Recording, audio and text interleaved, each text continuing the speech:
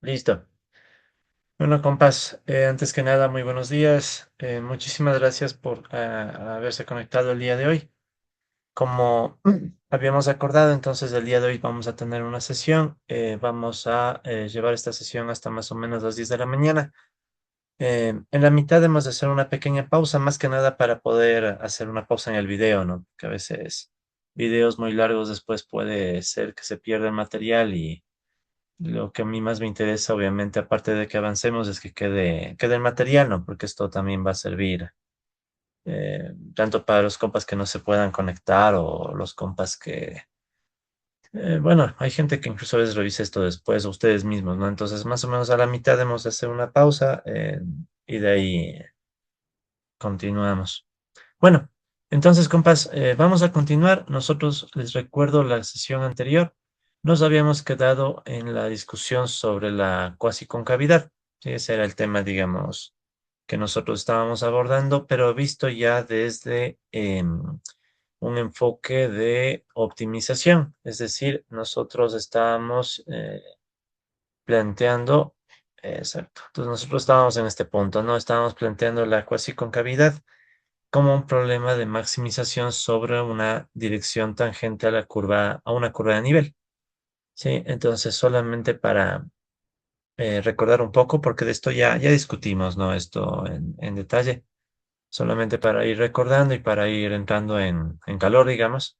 Nosotros habíamos planteado que si podríamos considerar lo siguiente, ¿no? Teníamos aquí el x1, x2, representando, por ejemplo, dos bienes. Y si teníamos una función de utilidad con esta forma, entonces teníamos también este conjunto de contorno superior que representan todas las canastas, ¿verdad?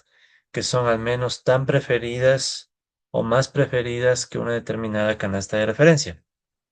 Entonces, nosotros lo que habíamos dicho la clase pasada es que si queremos definir este conjunto, ¿no? Como un conjunto convexo, que representaba a su vez que las preferencias eran convexas, y de eso también ya se acordarán que hablamos.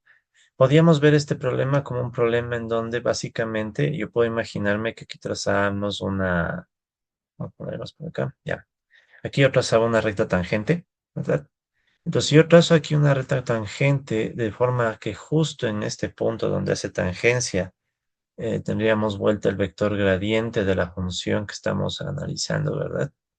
Será un poco amplio el gradiente. Ya, entonces este gradiente.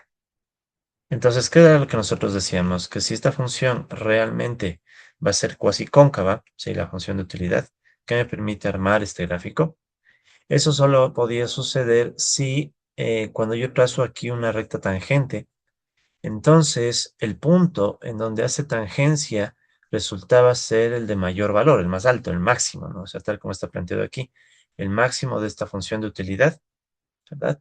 Tenía que alcanzarse en ese punto, sujeto a la restricción de que precisamente en ese punto nosotros podíamos formular este gradiente, el gradiente de U, en el punto X barra. Entonces este punto de aquí era un punto fijo, ¿no? Este de acá era un punto fijo que le llamábamos X barra.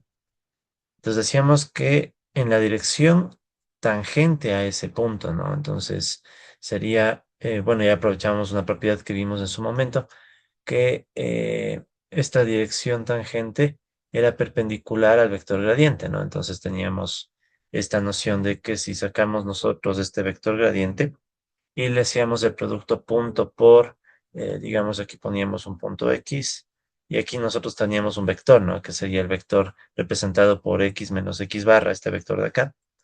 Entonces, ese vector de ahí tenía que ser perpendicular al vector gradiente y por tanto nosotros decíamos que eso implicaba que el producto punto sea igual a cero. Entonces, bajo esas condiciones, la única chance de que nosotros lleguemos a toparle a esta función es si en ese punto alcanzábamos un máximo, que era lo que nosotros conversamos la clase pasada. Entonces, si nosotros teníamos eso, la función terminaba siendo una función cuasi cóncava, o sea, este conjunto es convexo, y en definitiva, digamos que era la única forma, porque si nos fijamos, caso contrario, ¿qué sucedía? O sea, bueno, puede haber varios puntos, ¿no? Podría ser que no necesariamente tengamos tangencia solo en un punto, De hecho, el gráfico que estoy haciendo aquí, si quieren pasar un poco más estrictos, sería para un caso una función que es estrictamente cuasicóncava, ¿no? Estrictamente cuasicóncava, ¿no? Cuasicóncava. Ya, entonces podríamos tener un caso que no sea estrictamente cuasicóncavo, podríamos tener varios puntos de tangencia. Eso no sería un problema. Lo problemático sería que esos puntos o este punto no sean el máximo, porque en ese caso, ¿qué significaría? Que yo podría imaginarme otras curvas de indiferencia, ¿verdad? Digamos unas curvas que estén por acá, en donde yo tendría unos puntos y esos puntos también podríamos pensarles, ¿no? Como que fueran de mayor utilidad.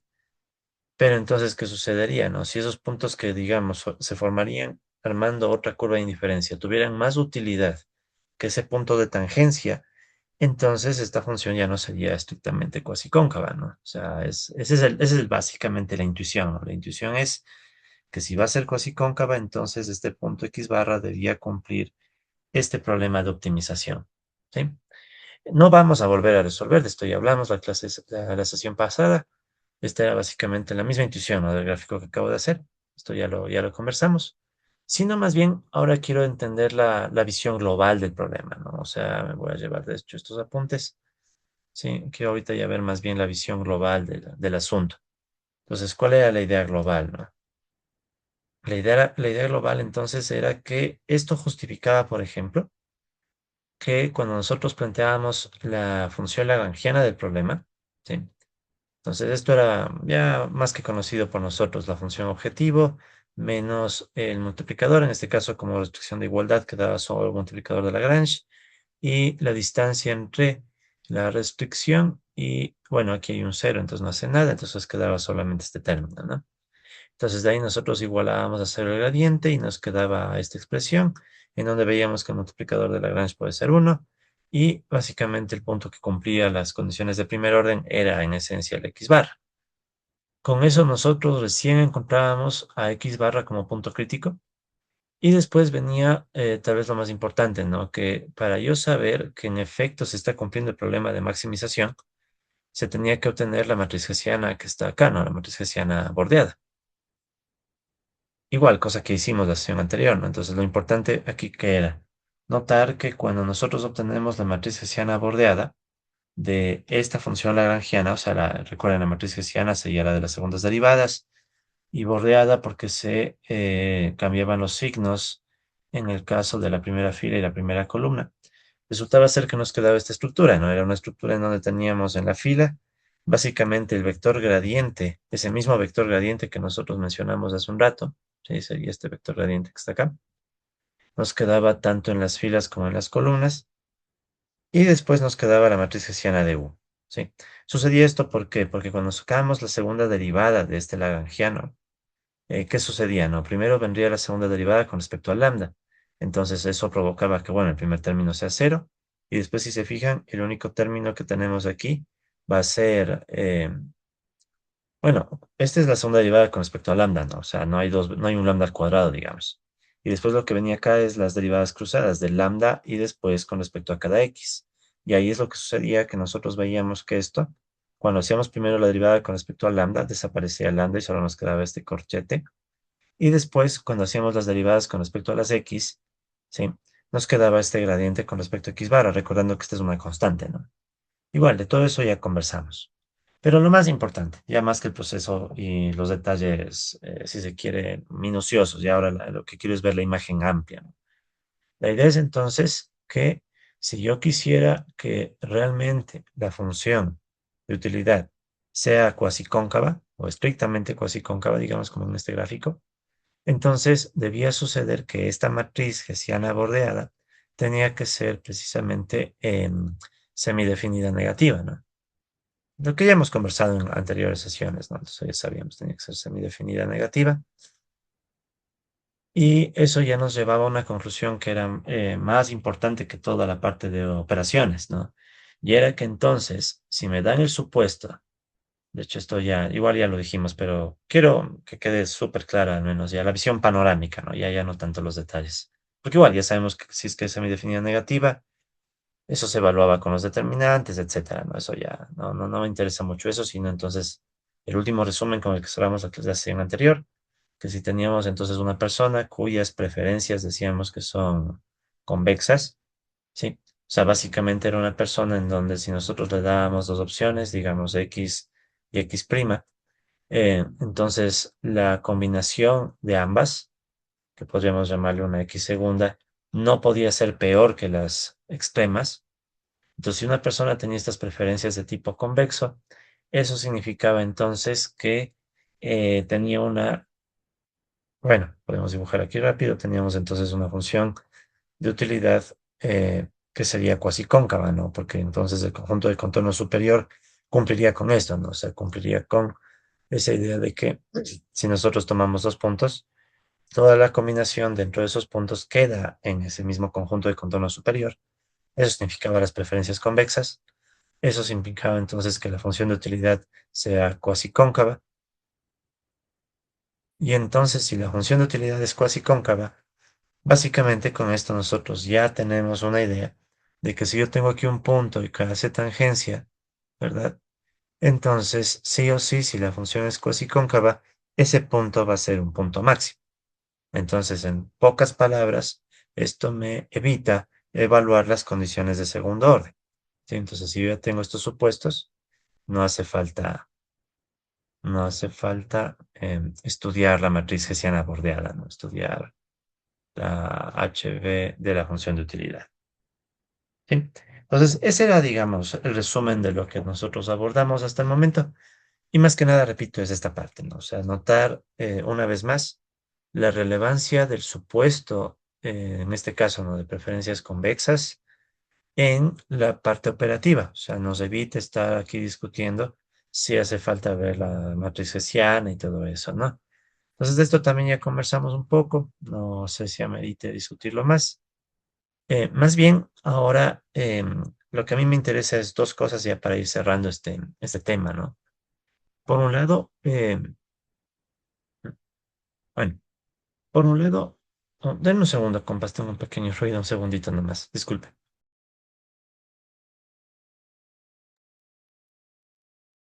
Listo. A ver, compas, entonces les decía, no, ahora lo que a mí me interesa es abordar un poco, primero lo que pueden ver en pantalla, ¿no? Quiero hacer una comparación rápida entre concavidad y cuasi concavidad, sí, que era un poco uno de los temas que incluso motivaron déjenme bajar el zoom, ya, listo. Este era uno de los temas que motivó, digamos, esta profundización que hicimos con optimización, ¿no? Que era la comparación entre qué sucede cuando tenemos una función de utilidad cóncava con respecto a la cuasi concavidad. Entonces, algunas observaciones, rápido esto también, porque ya incluso hemos hecho ejercicios donde hemos estudiado la concavidad de una función, ¿no?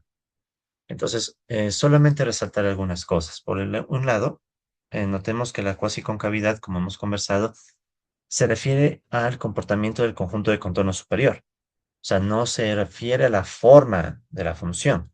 Eso tiene que ver con la concavidad.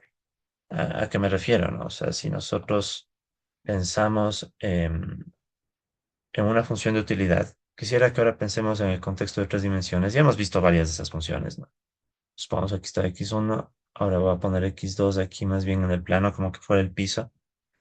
Entonces, y yo dibujo, digamos, la curva de indiferencia, que en este caso estaría, si quieren, proyectada en el piso. Entonces ahí tengo yo un conjunto de contorno superior que estaría igualmente en el piso, ¿no? Entonces, todo lo que hemos conversado sobre cuasi concavidad se estaría enfocando en ese conjunto, ¿no? O sea, en el comportamiento de la función, pero aquí, ¿no? En esta región. Entonces ahí nosotros estaríamos hablando de la cuasi concavidad, cuasi concavidad. Y todo lo que hemos probado se verifica en ese plano, ¿no? Por ejemplo, el hecho de que aquí tengamos justamente la dirección tangente y que el punto en el cual nosotros nos ubicamos ahí sería un punto maximizador.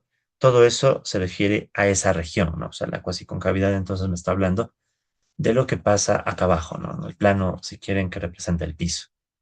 Ahora, si yo de aquí me mando otro eje, a ver, mandemos un poco recto el otro eje.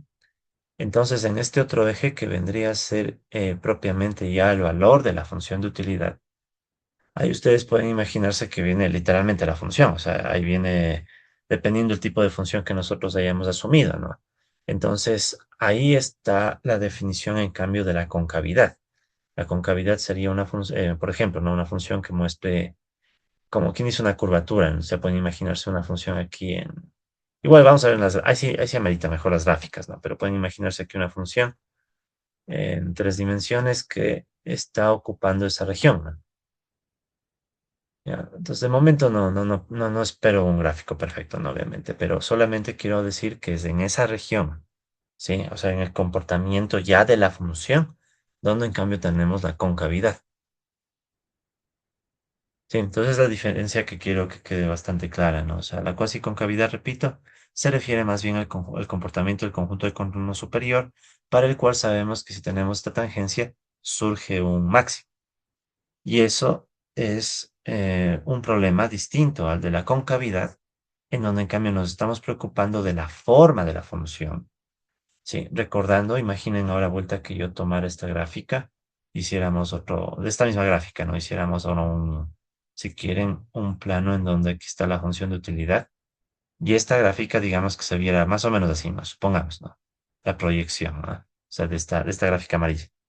Entonces ahí nosotros recordamos que en cambio la concavidad que me decía. Entonces, mientras que la cuasiconcavidad me planteaba que si yo tomaba puntos, ¿verdad?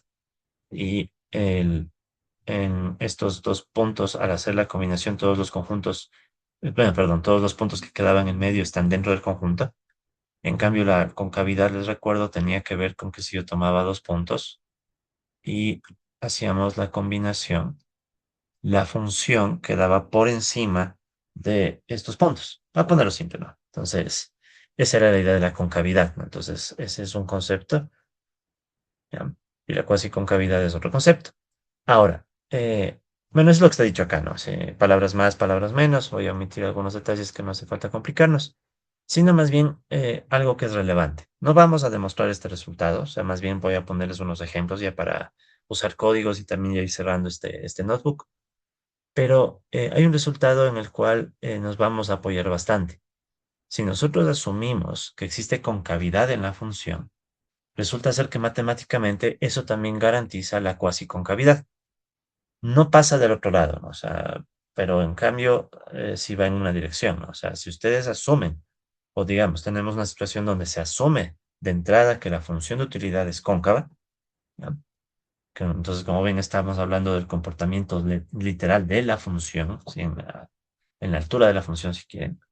Entonces, eso va a garantizarme también cuasi concavidad. ¿Sí? Entonces, si yo tengo una función cóncava de inmediato, se sabe que la función entonces es cuasi cóncava, pero no va del otro lado, ¿no? O sea, puedo tener funciones que sean cuasi cóncavas, pero no necesariamente garanticen concavidad. Pero entonces, ¿qué es lo importante? Que si tengo una función, ¿verdad? En donde se cumple la concavidad, tampoco necesitamos evaluar las condiciones de segundo orden, o sea, no necesitamos evaluar las matrices hessianas bordeadas, puesto que se entiende la lógica, ¿no? O sea, si tengo concavidad, entonces se va a cumplir cuasi concavidad y por tanto ya está asegurado que el punto de tangencia va a ser un punto que genera un máximo, ¿sí? Entonces ahí un poco pueden ir viendo cómo se conectan los conceptos que hemos estado planteando. Entonces, para no dilatar mucho más el tema, veamos algunos ejemplos que estaban aquí ya preparados para este tema, ¿no? Muy bien, entonces, igual compas, ¿no? Cualquier duda, por favor, me interrumpen nomás, como tengo toda la pantalla cubierta, entonces un poquito difícil saber en qué punto estamos. Pero sí estoy con audio, ¿no? Ah, ya, sí, sí. Disculparán el trauma, es que como esta clase incluso es 3 horas, entonces no quisiera que falle. Listo, ya. A ver, entonces continuamos, compas, ¿no? Tenemos este ejemplo, 322. Verán, ¿qué es lo que vamos a hacer? Vamos a instrumentalizar un poco las ideas y vamos a ver ese contraste, ¿no? Concavidad y cuasi concavidad, pero ya en términos un poco más operativos. Entonces, digamos que tenemos esta función de utilidad, ¿no? Una función de utilidad igual a x1 por x2. Ya la hemos estudiado antes, ¿no? Pero de todas formas, vamos incluso a volver a ver hasta la gráfica para recordar un poco, pero ahora con esta lógica, ¿no? De contrastar concavidad y cuasi concavidad. Entonces, como siempre, primero construimos los símbolos, ya saben, y armamos la función.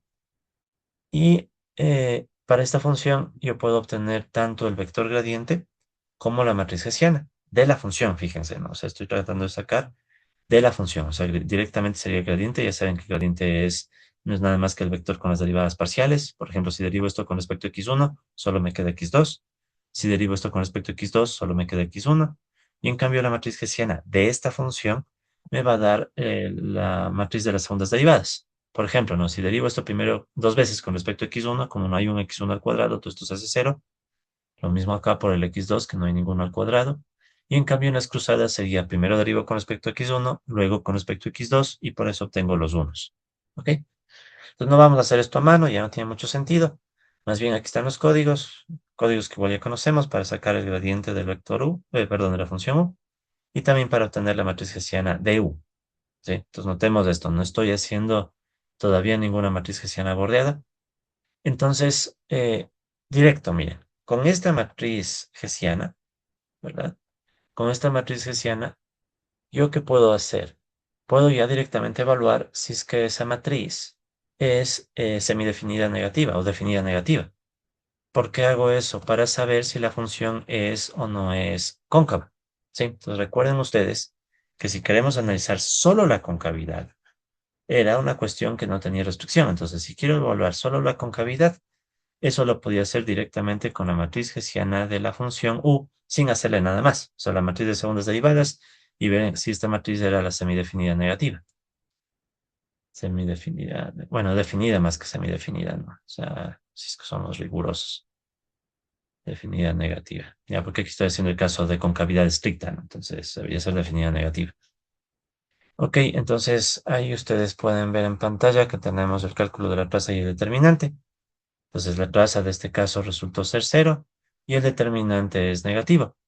Entonces miren lo que está pasando. En este ejemplo, dice, como el determinante es negativo, esto se va en contra de lo que buscamos. Recuerden que en el caso más simple, el más simple de todos, ¿no? Nosotros queremos que el determinante sea más bien positivo, si es que quiero que tengamos concavidad. Entonces miren lo que está pasando aquí. La matriz hessiana en este ejemplo no es semidefinida negativa. ¿Sí? Si es que tienen dudas de eso, pueden ver la sección de concavidad del punto 324 de este mismo notebook. Y por tanto, la función no es cóncava. ¿Sí? Entonces miren, esta función que estamos usando de ejemplo, esta utilidad, ¿verdad? Que estaba acá, este u de x1 por x2, resulta que no es una función cóncava. O sea, entonces no cumple esto. De hecho, la forma de esta función no tiene esta curvatura. ¿Sí? Tiene otra forma que de hecho les recuerdo era una función que tenía más bien una forma un poco recta a medida que iba avanzando el valor de la utilidad. Sin embargo, ¿sí? Entonces, sin embargo, uno puede después analizar la cuasi concavidad. Entonces, miren, son dos cosas distintas, ¿no? La concavidad la hemos analizado estrictamente con la matriz hessiana de la función original, para ver la curvatura, si quieren, de la función. En cambio, para la cuasi concavidad, ¿sí?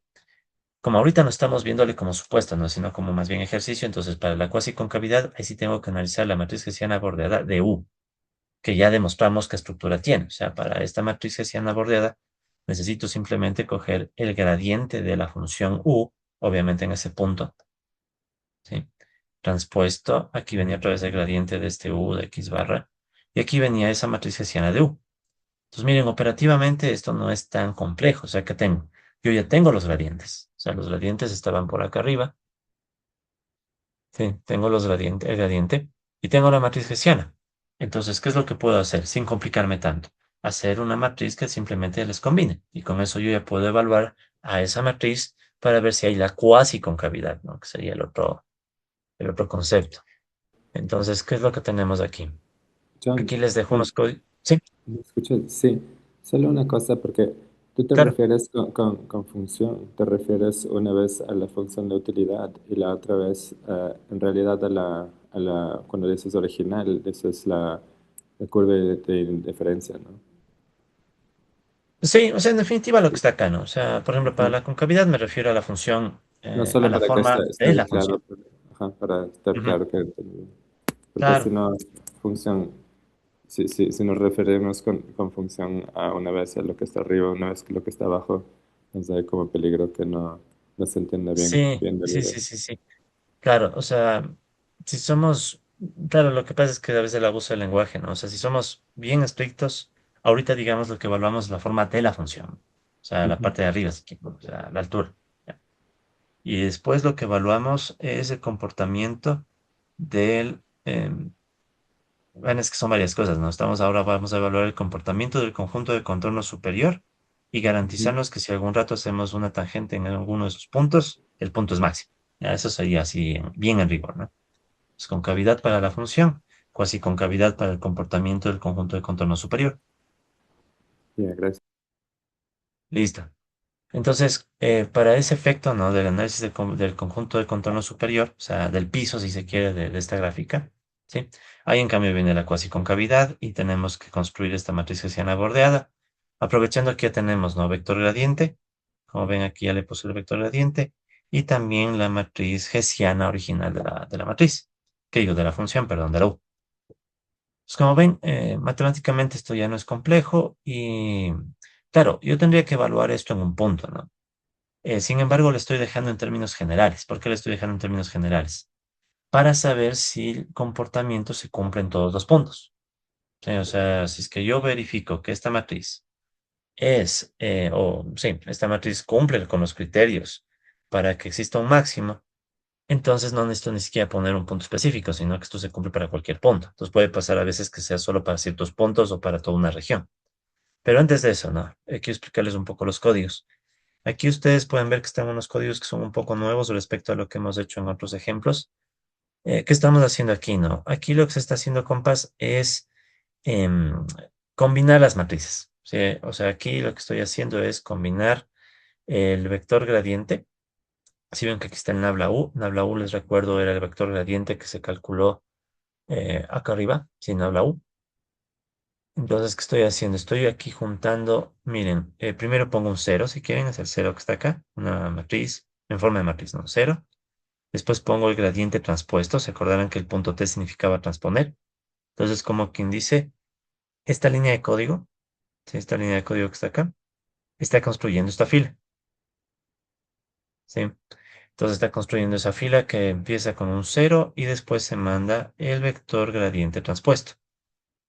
La siguiente línea de código, en cambio, ¿qué está haciendo? ¿No? Esta función, ¿no? Matrix.hstack. Es básicamente cuando uno quiere coger estructuras e irles combinando y armar una sola matriz, ¿no? Sin tanto lío. Entonces, aquí, en cambio, ¿qué estoy haciendo? Miren, aquí tengo el nabla U, que es otra vez el gradiente, pero esta vez ya no está transpuesto, ¿verdad? Entonces, estoy construyendo es básicamente este gradiente, ¿ya? Y después está el HU, que el HU es la matriz hessiana de la función original. Pues como ven, estoy armando la estructura que me dice la teoría, ¿no? Sin hacer tanto lío, porque verán, la otra opción sería armarnos, la otra opción sería hacer todo el procedimiento que está bacano. O sea, que no es tampoco tan largo, pero como que sí es un poquito tedioso. O sea, coger y mandarnos una función lagrangiana, después de eso coger y sacar la segunda derivada de esa lagrangiana, y más que nada, no toca aclarar a Python que este gradiente es fijo, que es constante. Entonces es un poco tedioso programarlo de esa forma, por eso me pareció más práctico simplemente armarlo como bloques. Sí, y después consolidan todo con este matrix BStack. Entonces el BStack se refiere a las estructuras en términos verticales y estas en términos horizontales, ¿no? Que se van armando. Sí, entonces ahí con eso, compas, ustedes tienen esa matriz ya estructurada. Entonces ya no tienen mucho que hacer, o sea, el código ya está listo para ejecutarse. Entonces lo que hay que hacer es analizar el determinante de esta matriz, porque este es un caso de una, recuerden que este es el caso de una función que tiene una restricción con igualdad. Entonces ahí lo único que veíamos era la matriz y su determinante. Entonces aquí está la matriz y aquí está el determinante, que lo calculé también acá abajo.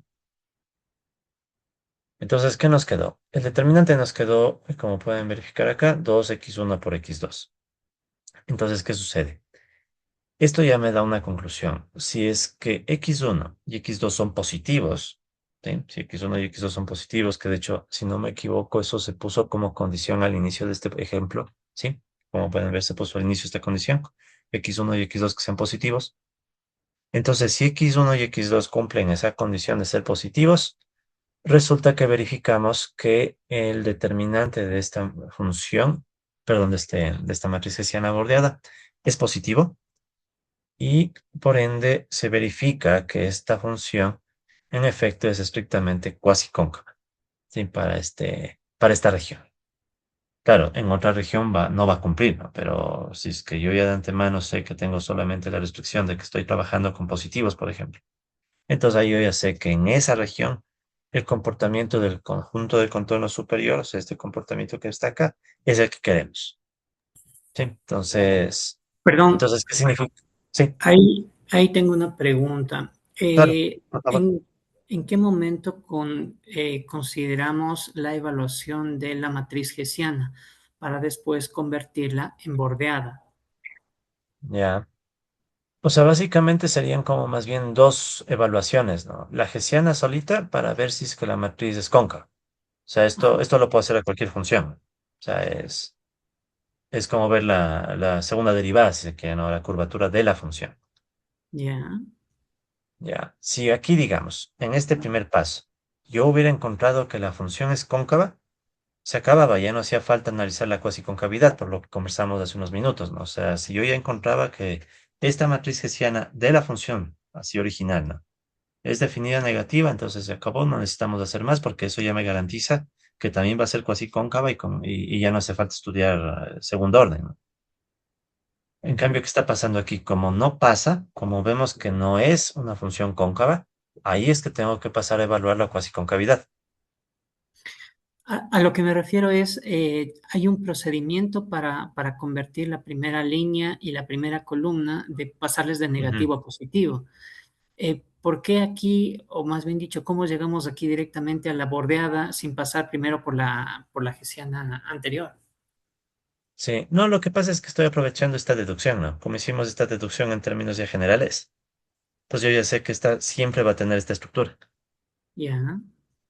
Entonces, Ah, como yo ok. ya sé que esto siempre va a tener esa estructura, mejor le aplico directo, ¿no? Ok, ok.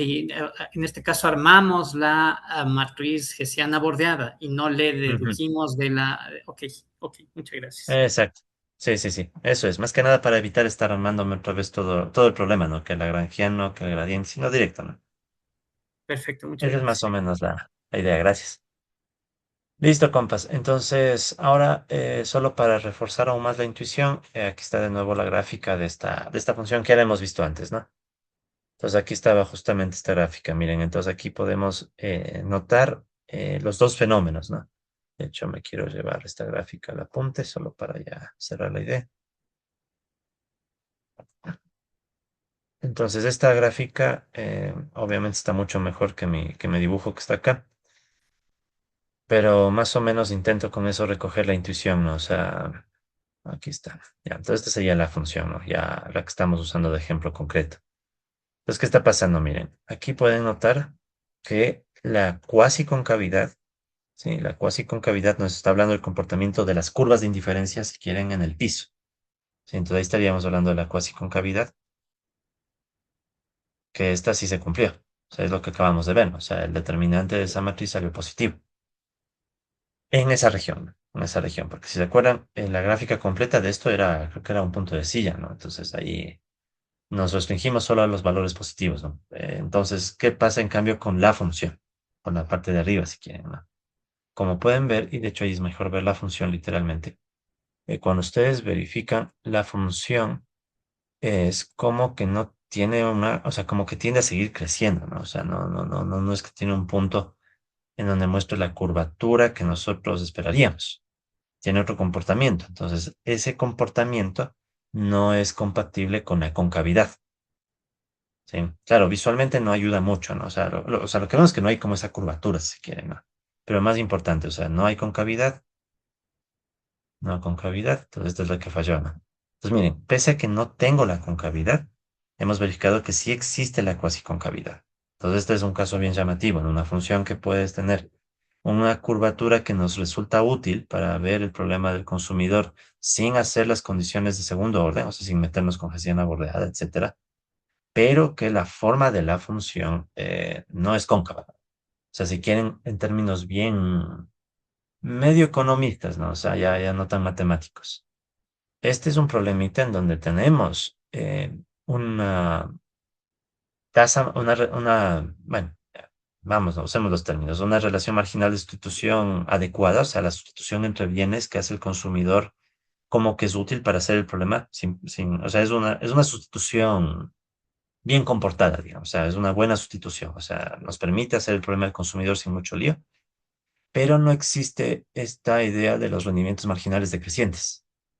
O sea, es como que el consumidor puede consumir más y su utilidad crece, crece, crece, crece, pero no muestra esa curvatura, ¿no? Entonces uno podría interpretarle tal vez desde esa forma, ¿no? O sea, al menos si uno quisiera darle interpretación a la utilidad, ¿no? Pero bueno, para efectos ya más prácticos, compas, entonces ya saben que si tienen un problema del consumidor en donde tú tienes que enfrentar esta función de utilidad, bueno, pongámoslo completo, ¿no? Función de utilidad igual x1 por x2, sujeto a, que sea. Si aquí hay una restricción, bueno, básicamente si hay una restricción de igualdad que implica tangencia, o incluso una relación tipo con Tucker, ¿no? No hay que evaluar segundo orden, porque yo ya sé que esta es una función cuasi cóncava. Entonces ya no me hace falta analizar Hessiana bordeada, etcétera. O sea, ya solo con ver que es esta la función, acabamos de probar que ya no hace falta hacer más. Entonces es un poco la idea, ¿no? O sea, tener un criterio que nos permita evitarnos todito el proceso que hemos aprendido, que también lo podemos hacer, no es que no, pero sabemos lo que implica. Entonces, si es que queremos un atajo, podemos analizar primero la función. Y después de saber cómo se comporta la función, sabré yo qué pasos puedo ya omitirme en el problema, que creo que no es trivial, ¿no? O sea, nos evitamos hacer la función lagrangiana, o sea, todo lo que aprendimos, ¿no? O sea, es como que nos tratamos de simplificar un poco la vida. Ahora, veamos este otro ejemplo. Notemos lo que vamos a hacerle ahora a la función de utilidad. Es casi la misma, miren, otra vez tengo x1 por x2, pero ahora digamos que le hacemos una transformación aplicándole la raíz cuadrada. ¿Ya?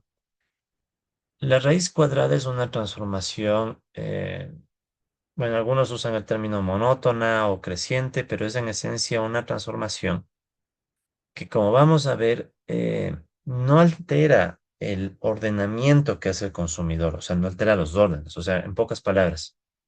La transformación bueno, a ver, solo para terminar la idea, ¿no? Entonces este era el ejemplo, bueno, está aquí, ¿no?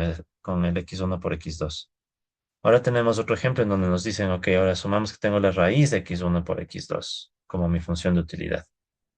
Entonces, esto es una transformación que no va a alterar, si se quiere, el comportamiento de las curvas de indiferencia. Ya vamos a ver eso, ¿no? Pero, ¿qué es lo que sí se altera? La forma. La forma de la función es así, va a cambiar, ¿sí? Entonces, analicémoslo un poco, ¿no? Igual, mismo procedimiento, ¿no? Tengo la función. Entonces, para esta función, yo puedo sacar el vector gradiente y la matriz hessiana. Bueno, me he olvidado de escribir aquí el vector gradiente, pero está acá abajo también, ¿no? Entonces, aquí armamos la función. No olvidar, por favor, que en Python, cuando tienen estas cosas como raíces, toca hacerle como estrella, estrella, ¿no? O asterisco, asterisco, para que se vea como potencia. Y aquí le elevo a la 0,5, que significaría como sacar la raíz cuadrada, ¿no? Entonces, aquí pueden ver que tengo la función de utilidad, y igual a... Bueno, no lo puso como raíz directamente. También se puede usar la función raíz cuadrada, ¿no? O sea, si tiene Python una función raíz cuadrada también si desea. Yo prefiero a veces trabajar así más rápido, ¿no? El caso es que ya tenemos ahí la función. Acá estaría el vector gradiente, que disculparán, me olvidé de escribirlo acá, pero bueno, aquí está el vector gradiente. Y aquí está la matriz hessiana de la función. Sí, entonces aquí está la matriz hessiana de la función, que ustedes, si desean, pueden verificar, es la misma que está acá. Sí, solo que aquí le pasé a raíces, pero es la misma idea. Entonces, aquí saco la traza y determinante de esta función y obtenemos los resultados que pueden ver en pantalla. Entonces, el determinante resultó ser 0 y la traza es negativa. Entonces, en este caso, ¿qué tenemos? Que esta función que estamos usando de ejemplo, ¿sí? Es cóncava, aunque no es estrictamente cóncava, porque si quisiera que sea estrictamente cóncava, el determinante debía ser positivo. Terminó siendo 0, pero bueno, o sea, no, lo que estamos aprendiendo no requiere que sea estrictamente cóncava, basta con que sea cóncava. ¿Sí? Entonces, miren, si yo quisiera, ahí dejaría todo. O sea, miren, aquí en este caso veo que la traza sale negativa, el determinante es 0, ¿sí? Lo que ven acá. Entonces, el problema se hubiera acabado ahí, hubiera dicho, ok, esta función es cóncava, no es estrictamente cóncava, pero eso no me interesa, sé que, sé que es cóncava, y ya sé, por tanto, que también es cuasi cóncava. Entonces, si uno quisiera, ahí se acabó todo, no tengo que hacer más análisis. Entonces, como pueden ver, es bastante cómodo cuando uno ya tiene un poco claro los conceptos, ¿no? Entonces ya no tengo por qué analizar los otros pasos. De todas formas, los puse más para practicar los códigos, ¿no? Entonces aquí pueden ver otra vez la construcción de la matriz hessiana bordeada. Sí, esta vez sí ya no le pasé a látex porque, bueno, esto ya estaba solo para un poco complementar el ejercicio. Sí, ya va. Y pueden ver aquí el determinante. Y el determinante sale positivo. Entonces, ¿qué está pasando aquí? Que de esta matriz hessiana bordeada igual se construye a la fuerza, ¿no? El gradiente transpuesto, otra vez el gradiente, y aquí la hessiana original de la función u. Saco aquí el determinante que es positivo, porque este es el otro criterio, ¿no? Este es el criterio con restricción. Y veo que en efecto es también estrictamente cuasi cóncava. Entonces, miren, resultó ser que la función, como decíamos, ¿no? Es cóncava y también es estrictamente cuasi cóncava. Entonces, ¿qué es lo que nunca van a encontrar? Que la función sea cóncava y que no te salga la cuasi concavidad. O sea, si es cóncava, es una propiedad matemática, de ley va a ser también cuasi cóncava. Sí, o sea, esto es. Entonces, este paso, como quien dice, no era necesario, sino que lo puse. Por eso es que si ven, ni me detuve tanto a poner demasiado detalle. Pero era solo para verificar la intuición, ¿no? Y veamos la forma de la gráfica. Entonces, aquí pueden ver también la gráfica. Esta igual ya la vimos en su momento, si no me equivoco. Y pueden percibir la diferencia, ¿no? Entonces, esta es una función que sí es cóncava, no es estrictamente cóncava. Entonces, aquí pueden ver que hay como una curvatura, ¿no? Entonces, hay una curvatura. Y aparte, las curvas de indiferencia se comportan de la forma que queremos, ¿sí? Entonces, me voy a llevar este otro ejemplo, solamente ya el resultado final a los apuntes. Ya, pues aquí tenemos este otro resultado. Entonces, miren qué pasó aquí, ¿no? Entonces, aquí lo que hemos visto es que al analizar la forma de la función, si esto de acá arriba, nos resultó que esta función es cóncava. O sea, pasó el análisis de la hessiana de la U, la hessiana común y corriente. Y eso ya nos garantizaba lo que también verificamos acá abajo, que es también cuasi cóncava. Eso analizando en cambio con la matriz hessiana bordeada. Sí, esto ya solo repito por practicar, porque solo con lo de cóncavo era suficiente. Entonces, ¿qué pasa? Que si tengo un problema del consumidor, en donde me mandan así, ¿no? Maximizar la función de utilidad y la función es esta de acá, la raíz de x1 por x2, lo que sea. Entonces, si es un problema que va a tener por aquí una tangencia, yo de inmediato ya sé que el punto que me salga va a ser un máximo. Y no me preocupo de sacar segundo orden. ¿Sí? Entonces ya, como pueden ver, espero, no sé, pero me parece que ya es un proceso mucho más intuitivo. Sino que, claro, nosotros, espero también, no sé, pero al menos a mí me parece que uno lo valora más cuando sabe lo que hay detrás, ¿no? O sea, uno sabe el proceso que es detrás de armar la granjiana y todo eso, entonces espero que esto resulte de utilidad. Entonces, bueno, de paso aquí está un resumen, ¿no? Entonces, ¿qué tenemos, compas? Que tengo las dos funciones de utilidad A y utilidad B. Hemos visto que la utilidad A es cuasi cóncava, pero no es cóncava. En cambio, la B es cóncava y también es cuasi cóncava. Ahora, como les decía, resulta ser que ambas funciones representan la misma relación de preferencia en términos de orden, ¿sí? En términos ordinales, puesto que es una transformación estrictamente creciente la aplicación de la raíz cuadrada, ¿sí? Entonces, miren lo que significa esto. O sea, lo que significa esto es que, en definitiva, las dos funciones pueden generar las mismas curvas de indiferencia, ¿sí? O sea, es como quien dice, el comportamiento que tenemos acá abajo es el mismo, ¿sí? Es el mismo. ¿Cómo podríamos verificar? Porque alguien puede decir, bueno, ¿cómo sabemos? No estoy convencido. Entonces, una forma sería de sacar la pendiente de las curvas de indiferencia. Sí, o sea, yo quisiera sacar, de hecho, eso les dejo como si quieren como ejercicio, ¿no? Intenten sacar la pendiente de las curvas de indiferencia de este ejemplo. Capaz que está debí ponerles como ejercicio oficial, pero bueno. Y también intenté, por ejemplo, sacar la pendiente de las curvas de indiferencia de este otro ejemplo. Y van a ver que no es ningún problema. De hecho, no es gran cosa, verán. A ver, hagámoslo rápido. Pues, por ejemplo, no tenemos una función de utilidad. Una función de utilidad que es, ¿cuál le llamé a la x1, x2? Ya. Pues digamos que esta es la función de utilidad A, de x igual x1 por x2. Ya.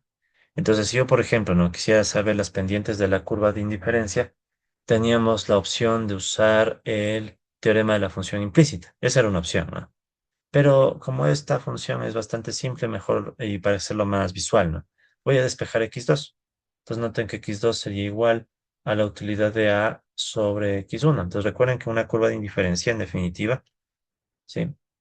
una curva de indiferencia x1, x2. En definitiva, es una curva en donde la utilidad toma un valor constante. Yo podría asumir, ok, aquí hay un valor constante, utilidad de A, esto es constante. Entonces de aquí yo puedo sacar directamente la pendiente. O sea, porque miren, aquí ya tengo x2 en función de x1. ¿Sí? Entonces, a ver, ya, se borró. Entonces, ¿cómo sacaríamos la pendiente? En definitiva, sería la derivada de x2 con respecto a x1. ¿Sí? No hay mucha vuelta. Entonces, sería menos UA sobre x1 al cuadrado. ¿Ya? Entonces, ¿qué sucedió en este caso? Que la pendiente es negativa y tiene esta forma. ¿Ya? Ahora, ¿cómo nos quedaría lo mismo? Si me muevo esto por acá. ¿Cómo nos quedaría con el otro ejemplo, ¿no? La utilidad B, que hemos dicho en cambio que es la raíz de esto, ¿no? La raíz de x1 por x2. Entonces aquí ya van a notar cuál es la idea, ¿no? Si yo quiero hacer esto, como les digo, podemos usar el teorema de la función implícita, ¿no? Pero quiero hacerlo bien visual. Una opción es despejar x2. En este ejemplo sí puedo despejar x2, porque lo que tengo que hacer es elevar al cuadrado. Es que me va a quedar que la utilidad de b elevado al cuadrado será igual a x1 por x2. Y si yo despejo, ¿qué voy a tener? Que x2 es igual a la utilidad de b al cuadrado dividido para la u1, que hablo para la x1.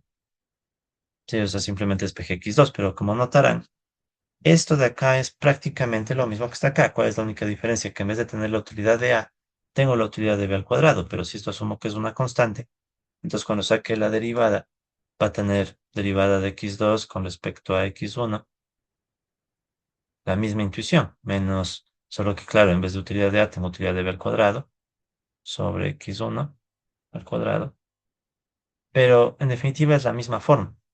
¿Sí? Entonces, si ven, es como decir, ¿qué está cambiando? Miren. Entonces, con esto estoy tratando de decirles que ambas funciones de utilidad, ¿sí? Van a darle la misma forma a la curva de indiferencia porque tienen la misma pendiente. Pero ¿qué va a cambiar? Los valores. Entonces, por ejemplo, ¿no? Si la utilidad de A en este ejemplo, en esta curva de indiferencia, fuera por decirles 2, ¿qué va a suceder en el otro caso? O sea, en el otro caso tendríamos la misma forma. ¿Sí? Ya voy a borrar lo que me sobre ahí. Tendríamos la misma forma, solo que en vez de tener, o sea, igualito, ¿no? O sea, exactamente la misma forma, pero en vez de tener aquí la utilidad de A igual a 2, lo que yo voy a tener es que va a estar aquí la utilidad de B, ¿sí? ¿Qué sería entonces, si aquí puse 2, ¿verdad? Ya. O sea, aquí, ¿qué estaría? Tendría que estar, se entendería la raíz de 2, ¿sí? Porque aquí esta es elevado al cuadrado, entonces, o elevado al cuadrado, ¿qué me va a dar aquí? Sería, noten aquí que me va a quedar entonces, si reemplazamos, me va a quedar menos, raíz de 2 al cuadrado obviamente es 2 sobre x1 al cuadrado. Y aquí va a pasar lo mismo. Me va a quedar menos 2 sobre x1 al cuadrado. Misma pendiente. Pues miren lo que ha sucedido, ¿no? Esto es cuando nosotros decimos una transformación creciente. Tengo una función de utilidad, que es x1, x2, o la otra función que es raíz de x1, x2. Entonces, ¿qué pasa? Que básicamente ambas me dan la misma función de utilidad. O sea, estas dos representan las mismas preferencias. Si quieren, puedo usar cualquiera de las dos para representar al mismo individuo. Sí, o sea, ¿por qué? Porque las curvas de indiferencia tienen la misma forma. ¿Qué es lo que va a cambiar? El número. O sea, va a cambiar que aquí voy a tener que usar este 2, por ejemplo, y en cambio en el otro voy a tener la misma curva, pero con una raíz de 2. Pero de ahí ustedes recordarán que los números de la función de utilidad no me interesan. ¿Sí? ¿Qué es lo que me interesa? Que se mantenga las preferencias representadas a través de los órdenes. Entonces, a esto nos referimos nosotros, por ejemplo, cuando decimos que este tipo de transformaciones preservan las propiedades ordinales. Sí, entonces esto de la curva de indiferencia que se mantiene igual sería una propiedad ordinal. Lo mismo acá. Entonces esta curva de indiferencia sería la propiedad ordinal, que es la que se mantiene. Que es la que me interesa en realidad, porque cuando meta la restricción presupuestaria se va a enfrentar a esto, a la curva de indiferencia. No me interesa la forma de la altura. Entonces, ¿qué pasa? Que esta altura está representada por este número, el 2 o la raíz de 2, y ese en cambio sería una propiedad cardinal. Entonces aquí ya pueden asociar lo siguiente, ¿no? La forma de la curva de indiferencia es una propiedad ordinal y eso es lo que depende de la cuasi concavidad. De la cuasi concavidad. ¿sí? Entonces la cuasi concavidad es la que va a definir esta forma de la curva de indiferencia sin preocuparse mucho de qué tengo en las alturas, o sea, que tengo a nivel de la forma de la función, ¿sí? Entonces, en cambio, ¿qué sucede? Que la forma de la función, esa propiedad que es más bien de tipo cardinal, esa en cambio depende de la concavidad. Entonces, si pueden notar la diferencia. Entonces, la cuasi concavidad se refiere a la propiedad ordinal, que tiene que ver con la forma, si quieren, de la curva de indiferencia. Y en cambio, la concavidad se refiere a la altura de la función, y eso tiene que ver con una propiedad más bien de tipo cardinal que está definiendo los numeritos que usamos para representar al individuo. En conclusión, si yo tuviera que escoger cualquiera de estas dos, obviamente escogería la más fácil. Me iría por la utilidad de igual a x1 por x2, que es igualmente válida que utilizar aquí con la raíz. Y para los que tal vez se fijaron, recordarán que esto es lo mismo que hacer, como vieron hace un instante, x1 a la 0,5 y x2 a la 0,5, que es un caso particular de la función de utilidad Cobb-Douglas. Entonces, miren, si yo tengo esta opción o tengo esta otra, en este ejemplo, como aquí veo que las potencias son iguales, me daría lo mismo utilizar potencias 1 y seguiría representando al mismo individuo. Entonces, lo que pasa en algunas veces en estos problemas, ¿no? Que uno busca la forma matemática más simple para hacer el trabajo, pero como vieron, da lo mismo, ¿sí? Y solo para terminar, entonces, bueno, aquí ya creo que estamos casi dicho todo. Entonces, lo que les acabo de decir, compas, resume un poco lo que está acá, ¿sí? Y bueno, solamente digamos que esto ya es lo que sigue es más por hacer programación un poco. Noten que aquí también me armé un ejemplo un poco más general, una función de utilidad que es igual a x1 por x2 a la alfa, ¿sí? Y el alfa puede tomar valores entre 0 y 1. Esto es más que nada para ver cómo cambia cuando ponemos aquí el alfa, ¿no? Porque si se fijan, estos son dos casos, ¿no? En un caso es cuando, digamos, aquí tuviera una potencia alfa, ¿no? Pero en este ejemplo alfa es 1, y aquí en cambio es como que la potencia alfa fuera 0,5. Entonces uno podría ver cómo cambia la curvatura de la función moviendo el alfa. Y es lo que tienen aquí en los códigos. Es más ya para efectos de practicar un poco también con las funciones, ¿no? Entonces recuerden que por ahí teníamos una función que nos permitía ponerle controladores que pueden mover a la gráfica. Claro, eso hicimos en 2 dimensiones. También les dejé, compas, aquí una función que hace lo mismo en 3 dimensiones. O sea, ¿a qué me refiero? Pues miren, aquí está esta función, ¿sí? Esta función, y aquí está este controlador que dice alfa, que si ustedes le van incrementando, por ejemplo, pueden ir viendo cómo la función se actualiza y se puede ver cómo se vuelve, como quien dice, más recta, ¿no? Sí, por decirlo así. Entonces va perdiendo la concavidad, ¿sí? Pero la forma de las funciones, de las curvas de indiferencia se mantiene. Claro, van a cambiar los números, pero la forma va a mantenerse la misma. Entonces, si ven, a pesar de que yo muevo el alfa, de que le voy incrementando y pierdo la curvatura en la altura, la forma de las curvas de indiferencia se mantiene. Ahora, ¿qué pasa si en vez de subirle al alfa le vamos bajando? Entonces ustedes pueden ver que hay en cambio como que se acentúa, ¿no? La curvatura, o sea, como que hay más, aparece este efecto de los rendimientos decrecientes, si quieren, ¿no? De la función de utilidad. Aunque como les había dicho, eso ya hoy en día casi no se habla mucho, ¿no? Pero lo importante, miren, entonces le voy bajando al alfa, pueden ver que cambió la altura de la función, pero las curvas de indiferencia mantienen esa forma, ¿sí? Incluso aunque le vaya moviendo más al alfa, ¿sí? Claro, a veces toca irle moviendo también a las otras opciones para que se vean todas las curvas de indiferencia, ¿no? Pero en definitiva, ahí pueden ver que ahorita le estoy haciendo con el cursor, pueden ver que se mantiene la forma de las curvas, ¿no? O sea, que es la idea. Eso, entonces ahí tienen de paso los códigos compas para hacer gráficos dinámicos en 3 dimensiones. Como ven, también es viable. La función se llama gráfico 3D widget, en donde básicamente ponen la función. Noten que aquí puse la función general. Yo creo una función general, dejando que el alfa sea un parámetro. Indicamos cuál es la variable del x1, del x2, o sea, la variable del primer eje, el segundo eje. Aquí me olvidé de poner otra opción para la utilidad, pero bueno, va a sobreentender la función. Y el parámetro que quiero que tenga el controlador, como ven aquí es el alfa, donde pongo el mínimo, el máximo, los pasos, el valor y una etiqueta que va a aparecer acá. Entonces, con esto logro que los parámetros que yo escoja aparezcan en este deslizador.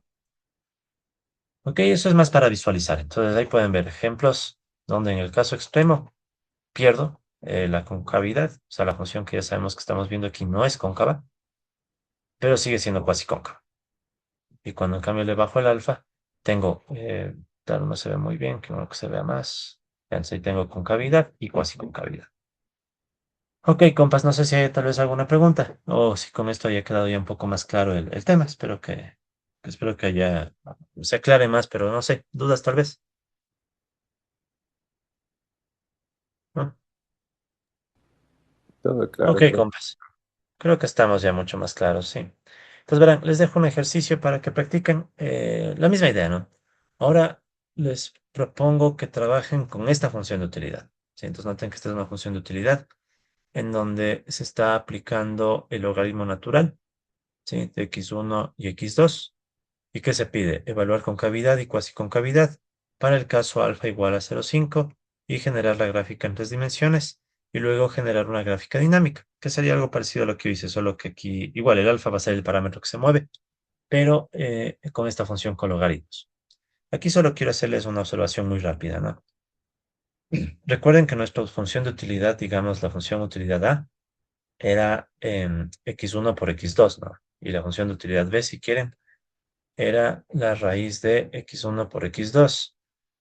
Ahora digamos que esta es la c, ¿no? Que sería, está algo como que, miren, logaritmo natural de x1 por x2, que sería como el logaritmo natural de x1, ¿verdad? Más logaritmo natural de x2. Ese es casi casi el ejemplo que les estoy poniendo ahorita, bueno, el ejercicio, ¿no? O sea, es la suma de dos logaritmos.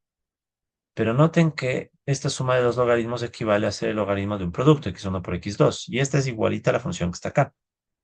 Entonces ustedes ya pueden intuir que este caso de la utilidad C también puede representar al mismo individuo. O sea, puede servirme para lo mismo, para representar las preferencias de este mismo individuo, ¿sí? De hecho, si ustedes se fijan aquí, yo puedo también despejar x2. Entonces, ¿cómo sería? Aquí simplemente tendríamos que aplicar en ambos lados la función exponencial. Pues que me va a quedar que la exponencial de la función de utilidad C, que va a volverse constante, es igual. Y aquí la exponencial se va con el logaritmo y va a quedarme x1 por x2. Y si despejo x2, van a ver que me queda esta e de la función de utilidad C sobre x1, que es lo mismo, porque esto de acá arriba es una constante. O sea, por más que esté la exponencial, es un número, 2,71, elevado a otro número. Entonces, ¿qué va a cambiar? Los números, esos van a cambiar, pero la forma de la función seguirá la misma. O sea, va a tener la misma pendiente. Entonces, noten que estas son tres formas distintas de representar al mismo individuo, ¿sí? A las preferencias del mismo individuo. Entonces, por eso es que decimos que estas son transformaciones crecientes, puesto que mantienen la idea del orden, ¿no? De que más va a ser preferido a menos, pero va a cambiar la forma, la forma, la altura de las funciones, ¿no?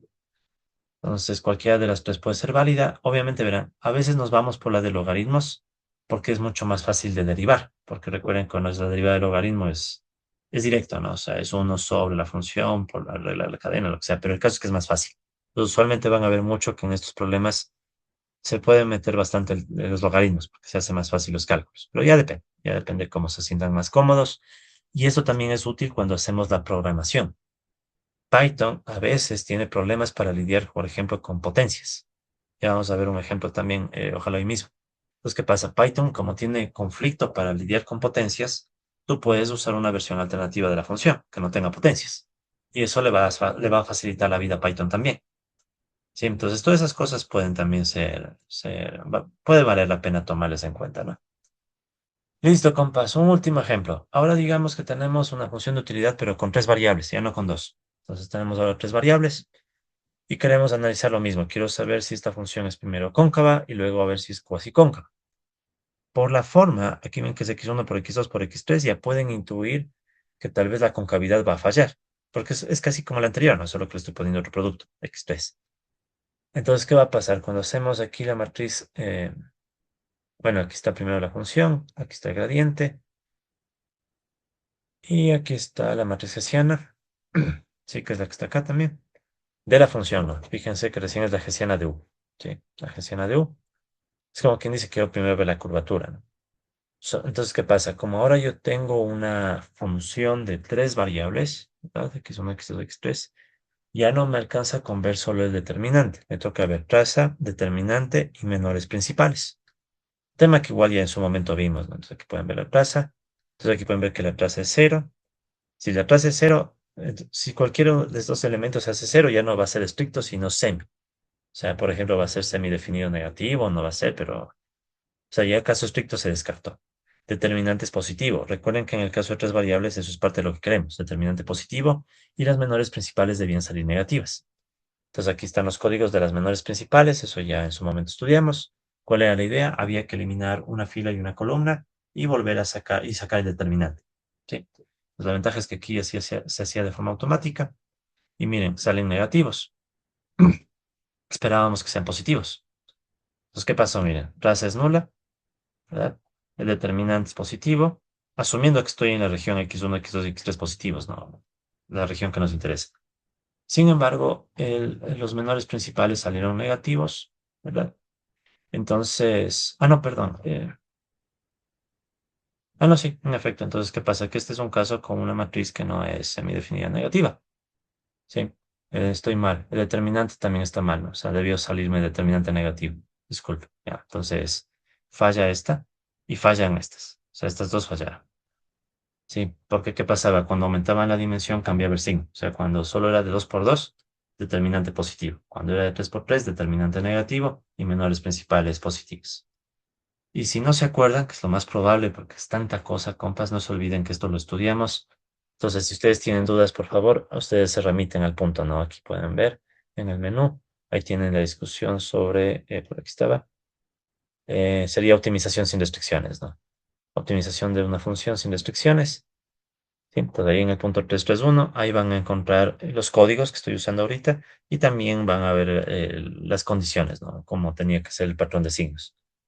Porque les soy franco, ¿no? Uno no se aprende esas cosas. O sea, uno usualmente va, se remite al libro o se remite a alguna fuente. Entonces aquí la fuente tuya directamente es el mismo nodo. Listo, entonces conclusión, la función no es cóncava.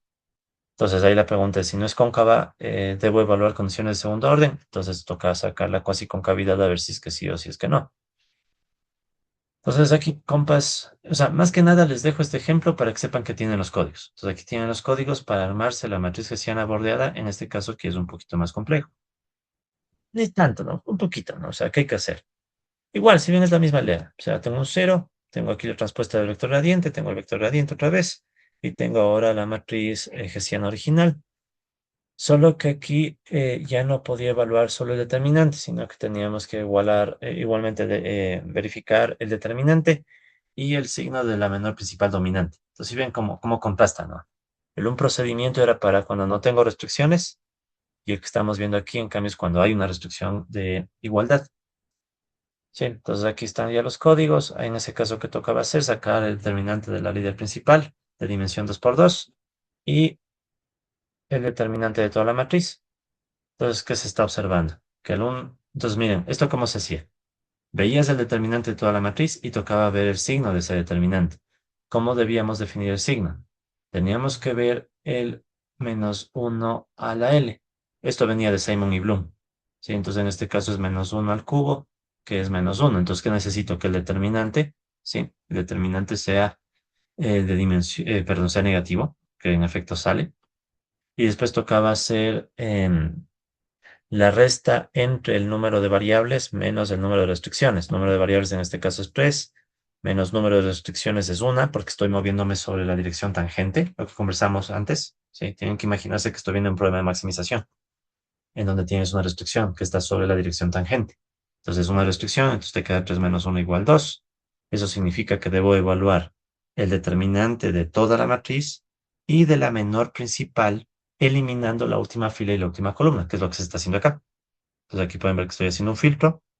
Estoy seleccionando desde la fila 0, perdón, hasta la fila 2. Si recuerden, en Python pongo aquí 3, en realidad va a escoger solo hasta el 2. Entonces ahí se está eligiendo dos matrices, o sea, la matriz completa y la matriz que viene a estar asociada a eh, la matriz líder principal, dimensión 2, que era la que cogíamos cuando eliminábamos una fila y una columna. ¿Ya? Y ahí está el patrón de signos alternados. Entonces, ¿qué pasa? Que sí cumple las condiciones de una maximización y por tanto podemos decir que la función es estrictamente cuasi cóncava. Entonces, pese a que ya es una función de tres dimensiones que no puedo graficar. Conclusión, compas, estos son... Perdón, Sí, hay una preguntita. por favor. En el momento en que sacamos la matriz, la ma- ¿cómo se llama esto? La matriz cuando le La, eliminamos la última fila y la última columna. ah, No, la la menor, matriz la principal líder. no, pues, Aquí está, principal ya líder. Ujú. no debería quedar una matriz 3 por 3. Sí, sí, sí, porque no habría Ah, de ya. quedar eso. No, no, lo que pasa es que ahí en el título dice dimensión 2 por 2. Entonces Ah, perdón. Sí, es que seguramente es un copia-pega. A veces los Ay, ay, comentarios, como puede pasar que es 3x3, gracias. Ya. perdón, gracias. Bien. No, más bien gracias por la observación. Es que con los comentarios a veces hago copia, vean, eso es usual, ¿no? No cogí ese copia-pega de otro ejercicio. Lo mismo que seguramente les toca hacer a ustedes, compas. Es lo normal. Entonces, ¿qué pasa? Que una vez se olvida de cambiar los comentarios. Entonces, seguro es un comentario heredado de un problema más, de otro problema, ¿no? Es más que seguro. Listo. Muchas gracias, compas, entonces, por esa observación. Imagino que ya, entonces, conclusión. No hay que saberse esto de memoria, eso es obvio, ese no es el objetivo, nunca va a ser ese el objetivo del curso, compas, sino acordarse que existe esto. O sea, acordarse de que hay un índice, en el índice pueden encontrar los temas, hay ejercicios, hay códigos, y entonces si te toca una función de utilidad media rara, antes de ponerse a hacer uno el problema a lo tonto y sacar las condiciones de segundo orden, uno primero analiza la función y ve si la función es cóncava, que es lo más fácil, y si no, ve si la función es cuasicóncava. Si no pasas eso, ahí sí ya te toca meterte a condiciones de segundo orden en el problema del consumidor, ¿no?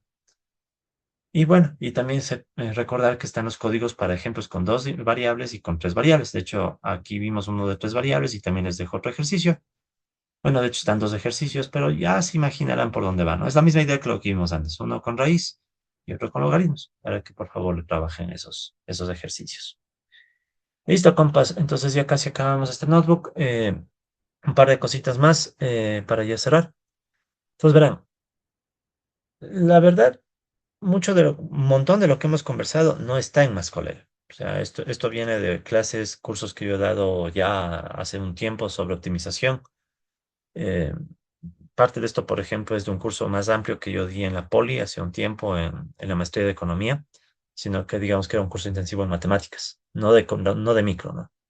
Entonces, si un caso quieren meterse más al detalle, usando, por ejemplo, en ese curso usamos más bien matemática.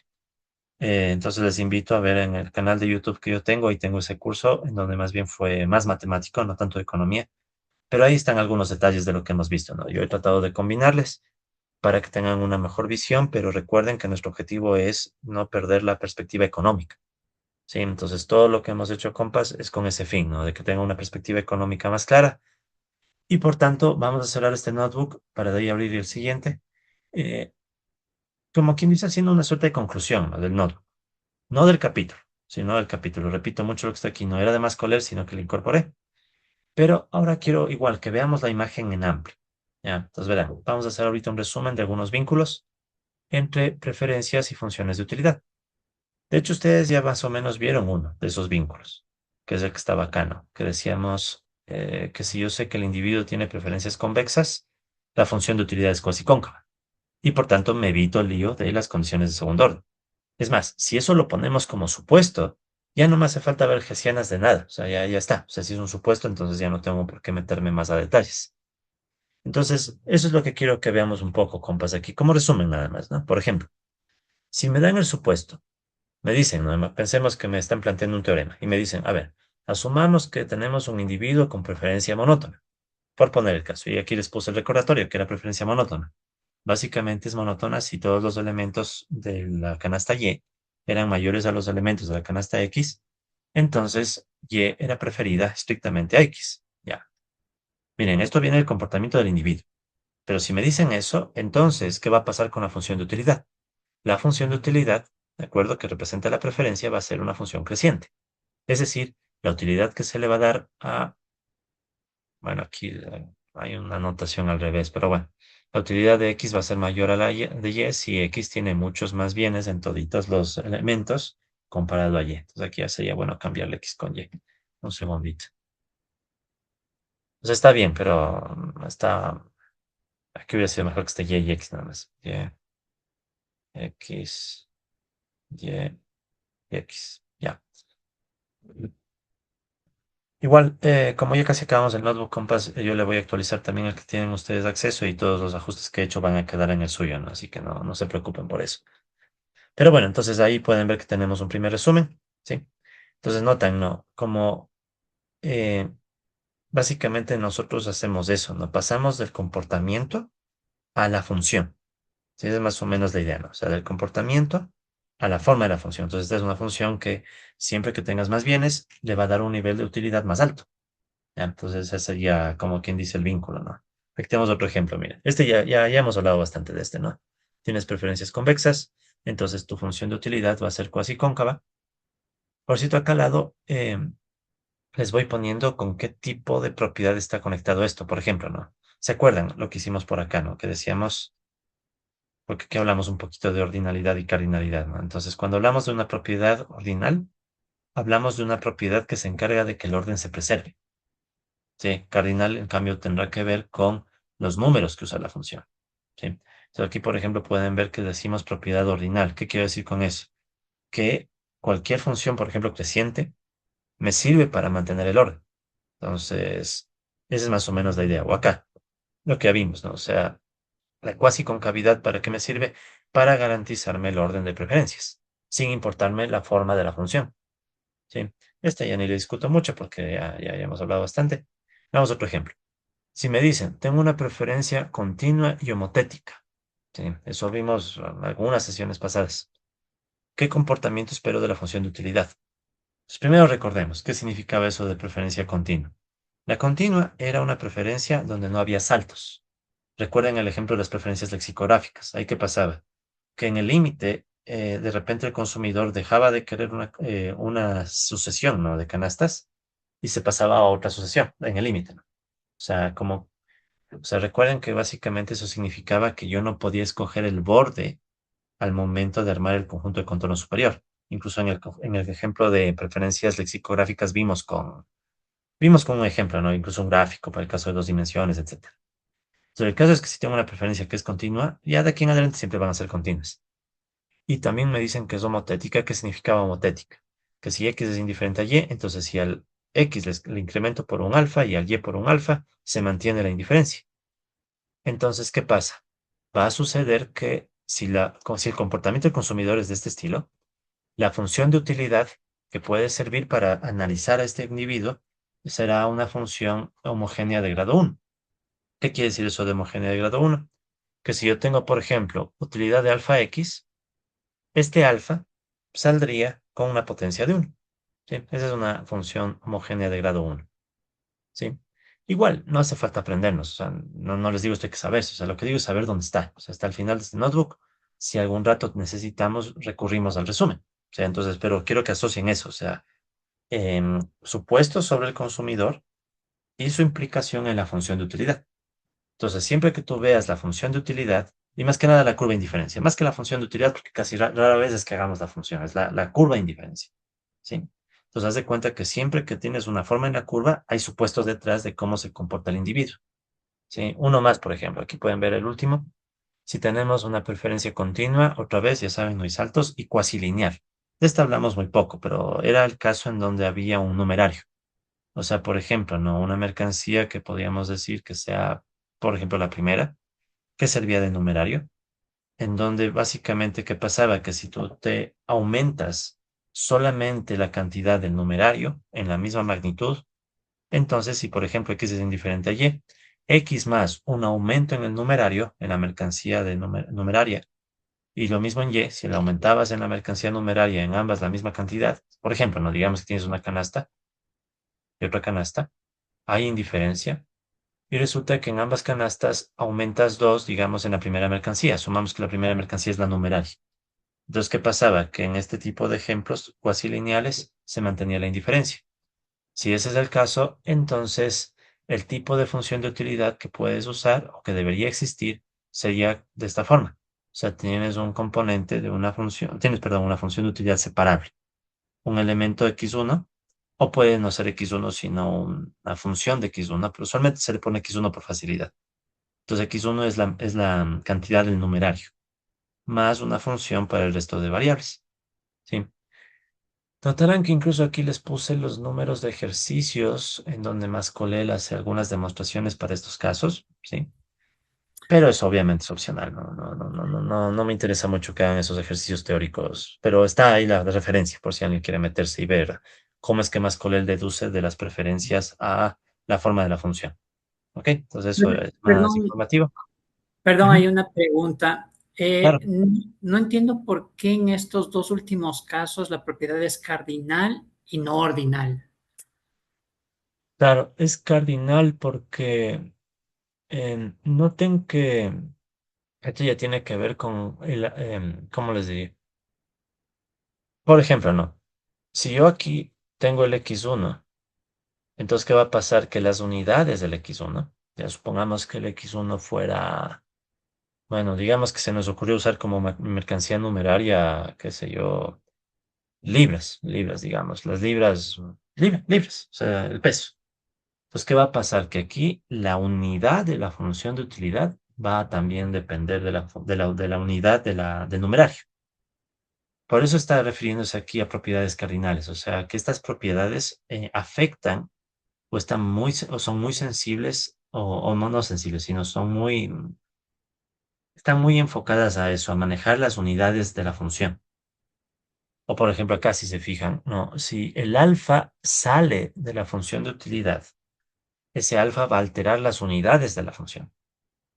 A eso se refiere entonces la cardinalidad, que en estos son ejemplos muy particulares donde podemos manipular las unidades de la función de utilidad dependiendo de si nos resulta o no nos resulta provechoso. Sí. Por ejemplo, aquí, ¿no? Este es el número es clarito. Yo podría dejar esta forma. ¿Y qué pasa? Que como aquí el X1, digamos, es la cantidad en libras, digamos, de un bien. Entonces, ¿qué va a pasar? Por ejemplo, que este otro phi tendrá que estar también en libras para que haya consistencia. Entonces, a eso se hace referencia. O sea, hace referencia a que estas son bien sensibles a las unidades que van en la función de utilidad, más que las anteriores. Perfecto, muchas gracias. Chévere. Listo, compas. Entonces, si les parece, voy a detener aquí este video para que asegurarme que se guarde, porque si no, después